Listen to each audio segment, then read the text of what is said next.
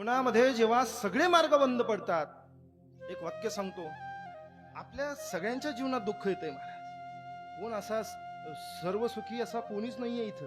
प्रत्येकाच्या जीवनात दुःख आहे. इथं प्रत्येक जण दुःखी आहे. प्रत्येकाचं जीवन सुखमयही आहे, दुःखमयही आहे. पण बऱ्याच वेळेला असं होतं, जीवनातले दुःख वाढले की ते दुःख सांगावेत कुणाला आणि जावं कुणाकडे हेच कळत नाही. आणि बऱ्याच वेळेला माणसं असं होतं, दुःख सांगावेत, अडचणी सांगावे कुणाला, दुःख सांगावं कुणाला, मग शेजारच्याकडे जाऊन सांगायचं, याला सांग त्याला सांग.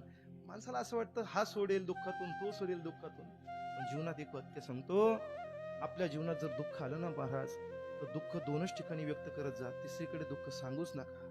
मनातल्या भावना ह्या फक्त संतांसमोर व्यक्त करायच्या किंवा भगवंताच्या समोर व्यक्त करायच्या. तिसरी जागाच नाही महाराज, तिसरी जागाच नाही. आपल्या मनातील सुखात्मक असतील, दुःखात्मक